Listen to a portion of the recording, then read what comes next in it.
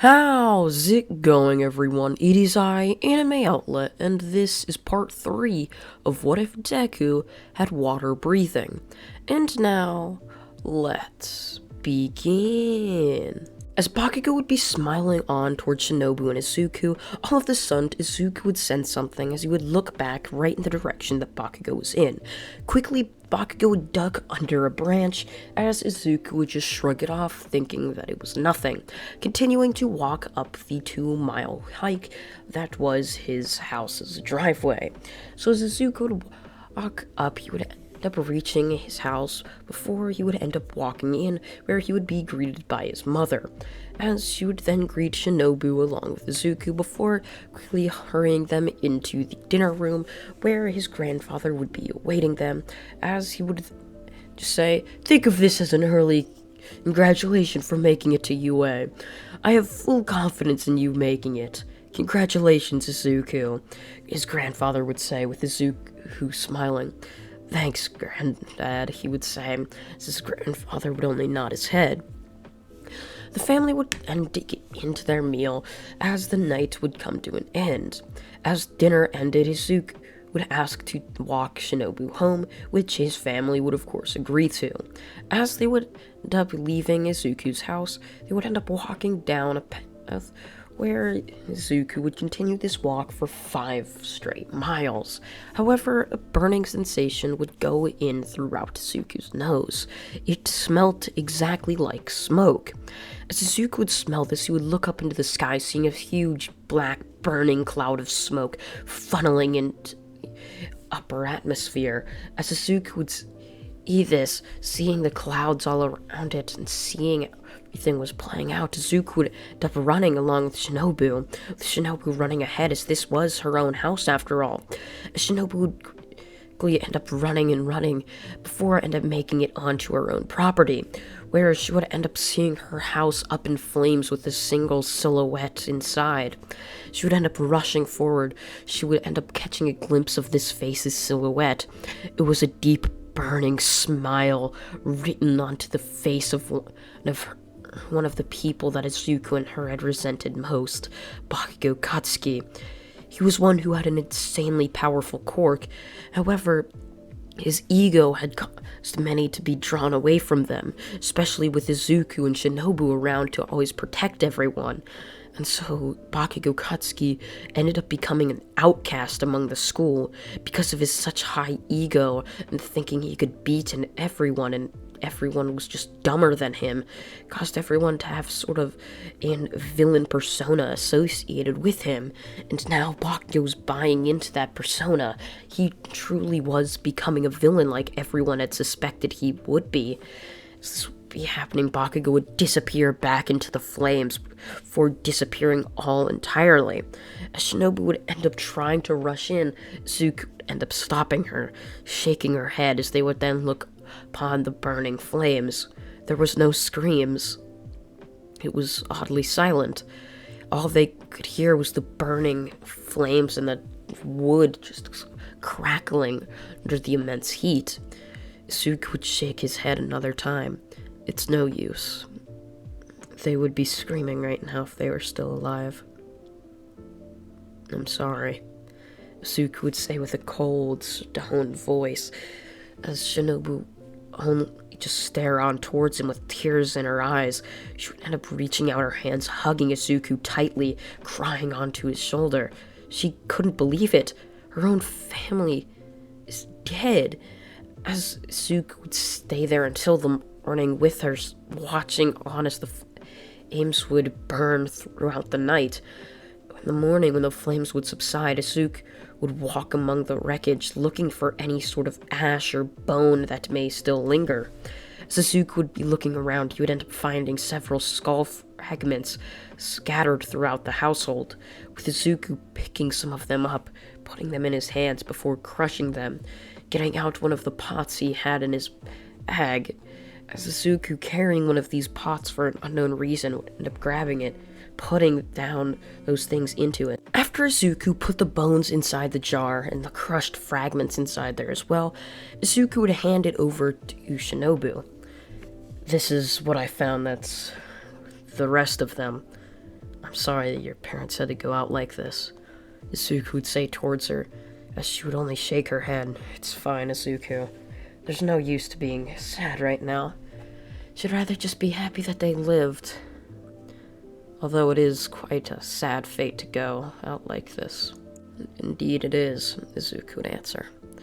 Izuku and Shinobu would face a calm walk back to Izuku's house. It was a calm one, however, it was very silent. The two were in a mix of emotions, especially Shinobu.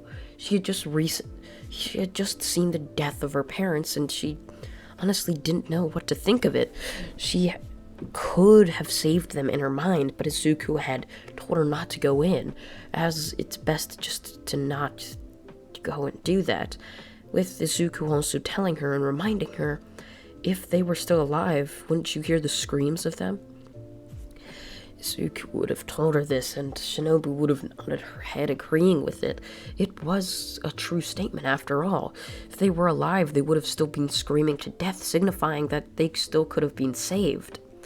So as they would end up returning, his mother would end up rushing towards the door, yelling at Izuku, wondering where he was, which Izuku would then put his hand up, asking for his mother to stop speaking. Shinobu's parents, they died, Izuku would say, as his mother would instantly stop all of this before turning her attention towards Shinobu. Oh, what, really? She would end up saying, oh, I'm so sorry for you. Oh my gosh. She would end up saying, as before his mother would then end up telling her that she can stay there as long as she would like. We'd cut forward 2 weeks to see that Izuku would end up having a letter in the mail. As Izuku would end up receiving this letter, he would stare on at it, opening it up, before it would end up saying that Izuku had passed the entrance exam. Shortly thereafter, another letter would end up appearing, this time being hand-delivered by one of the teachers. Yeah, when we went to the address, we just found some sort of ruins, so I decided to come here. You and Shinobu look like quite the team, so I suspect you know her pretty well. So please give this to her, one of the teachers would say, with Izuku nodding his head. Going inside, giving the letter to Shinobu, who would then promptly open it, seeing that she had also made UA. She would smile before tears would start draining out of her eyes as she would stare up towards the sky, as if just telling her parents that she made it.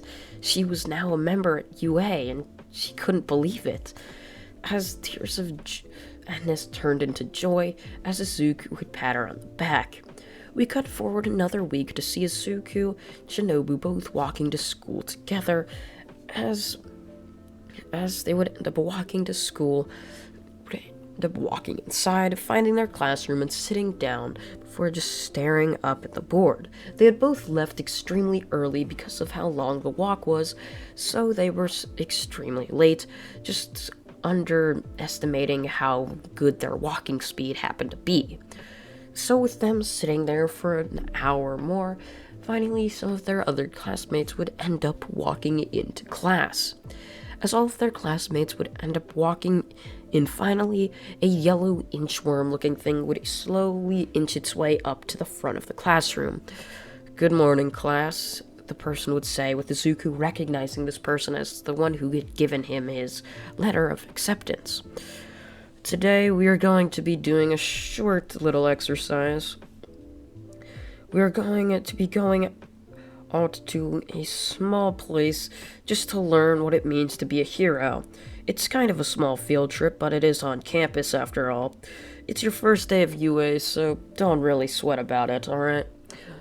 It would, hey, as everyone would nod their head, where they would end up traveling down to a small complex of dome-shaped buildings.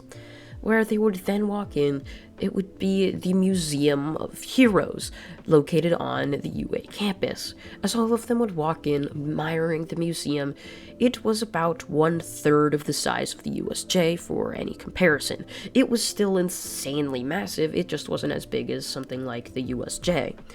As all of them would be staring on at the marvels of this place, end up walking it through before they would end up meeting their hero teacher. "Hello, class," a striking voice would say, this, of course, being All Might. As All Might up saying this, Zuko would look up to him, as All Might would then just realize who these two were in his class, realizing that Shinobu and Izuku both were the people that he had seen who had managed to stop the sludge villain. "So, today I'm going to be teaching you all about the history of heroes and what it means to truly be a hero. Now, your motive to be a hero should relatively be similar, and that is to save as many people as possible. You see, as heroes, we want to do our very best to save as many civilians and innocent lives as possible, as we don't want to have too many people just to die." As All Might would end up continuing his conversation, and once it would end, he would end up allowing for all of the students to end up just wandering off. However, once it would end up wandering off, Zuko would stare up at everything before just grip would end up being held around Zuko's neck. This would be forcefully pulled into a portal, as Zuko would now be standing right in front of a blonde-haired boy. "Good morning, Izuku. It's nice to meet you again. Bakugo, what is the meaning of this? What the hell did Shinobu do to you?" Zuko would say with a fierce voice, staring on towards Bakugo. However, Bakugo didn't answer anything, only smiling with the same smile that was so sadistic through the fire of Shinobu's parents' house. As Zuko would be staring at Bakugo, he would only burst into an idiotic laughter. "Oh, that was only the first part of my plan. You see, I'm going to eliminate you, and then I'm going to eliminate Shinobu. She's already weak from the death of her parents. So, taking out you is going to be the hard part. But once I take out you, she'll be a cakewalk." Bakugo would say. Zuko end up reaching for his katana, but realizing it wasn't with him right now. He had left it at his house for some reason, and so had Shinobu, both of them having forgot it.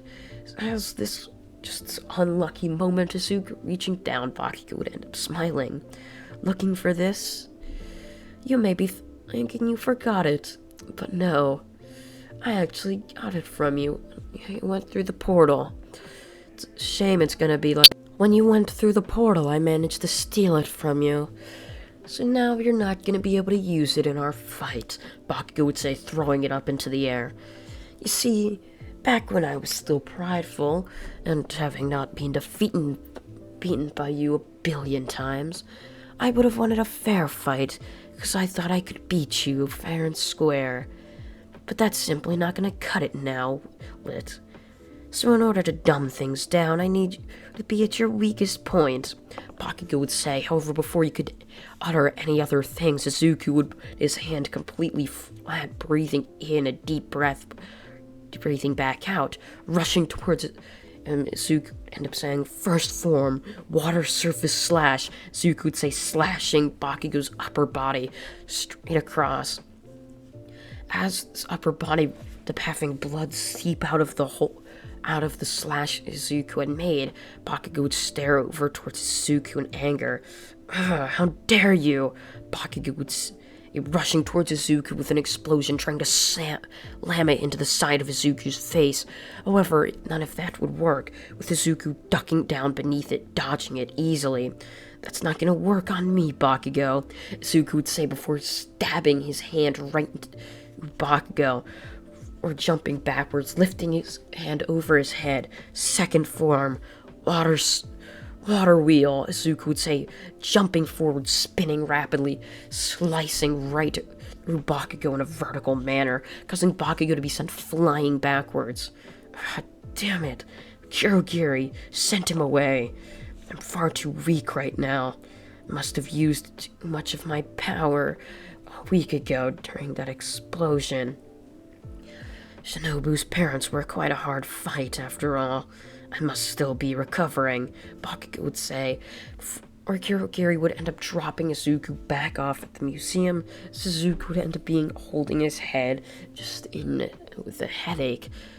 Izuku would be holding his head, end up walking back to wherever the group was, meeting up with Shinobu in the process. Izuku, where were you? Oh, I just got lost, that's it, Izuku would say. As the day would end, Izuku and Shinobu would walk back to their house. As Izuku ended up walking into his house, as the night would come to an end. However, right as Shinobu was about to go to sleep onto the hard floor once again, Inko would end up bursting in. Shinobu, please, take Izuku's bed.